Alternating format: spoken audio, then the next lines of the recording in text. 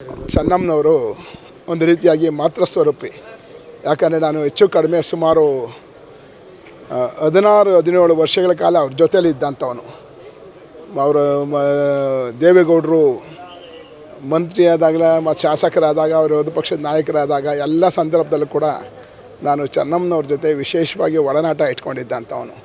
ಯಾಕೆ ಅಂದರೆ ದೇವೇಗೌಡರ ಜೊತೆಯಲ್ಲಿ ನಾನು ಪ್ರವಾಸಗಳು ಮಾಡ್ತಿದ್ದವು ನಾನೇ ಹೆಚ್ಚಿಗೆ. ಅವತ್ತಿಂದ ಇವತ್ತಿನವ್ರು ಕೂಡ ನಾನು ನೋಡ್ತಿದ್ದಿದ್ದು ಚೆನ್ನಪ್ಪನವರ ಒಂದು ಗುಣ ಅಂದರೆ ದೇವೇಗೌಡರ ಕ್ಷೇಮ.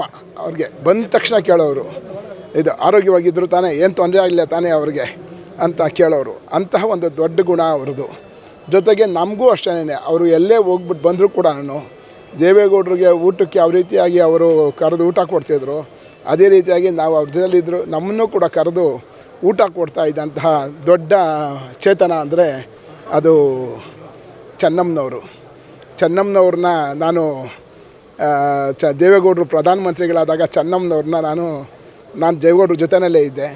ಚೆನ್ನಮ್ಮನವ್ರನ್ನ ಪರಿಚಯ ಮಾಡಿಸ್ಕೊಟ್ಟೆ ಸೋನಿಯಾ ಗಾಂಧಿ ಅವ್ರಿಗೆ. ಇವ್ರ ಜೊತೆ ಅವ್ರಿಗೆ ಆಶ್ಚರ್ಯ ಆಗೋಯಿತು.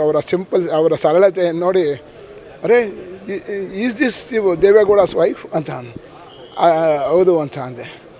ಆಗ ಬಂದು ನಮ್ಮನ್ನು ಅದು ಒಂದು ರೀತಿಯಾಗಿ ಪ್ರೀತಿಸಿದಂಥವರು ಸೋನಿಯಾ ಗಾಂಧಿ. ಹೀಗೆ ಹಲವಾರು ಸಂದರ್ಭಗಳಲ್ಲಿ ನಾನು ಅವರ ಚೆನ್ನಮ್ಮನವ್ರನ್ನ ಸರಳತೆ, ಅವರ ವಿಶೇಷವಾಗಿ ಪ್ರೀತಿ, ನಮ್ಮನ್ನೆಲ್ಲರನ್ನೂ ಕೂಡ ಒಂದು ರೀತಿಯಾಗಿ ಮಕ್ಕಳ ಥರ ನೋಡಿದಂಥವರು ಚೆನ್ನಮ್ಮನವರು. ಹಾಗಾಗಿ ಚೆನ್ನಮ್ಮನವರ ಬಗ್ಗೆ ನಮಗೆ ದೊಡ್ಡ ಗೌರವ, ಮಾತೃಭಾವನೆ.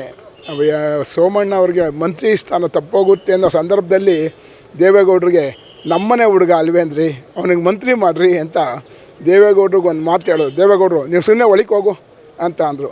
ಒಂದು ಮಾತಾಡ್ದಿರ ಒಳಗೆ ಹೋದರು. ಅಂದರೆ ಅಷ್ಟರ ಮಟ್ಟಿಗೆ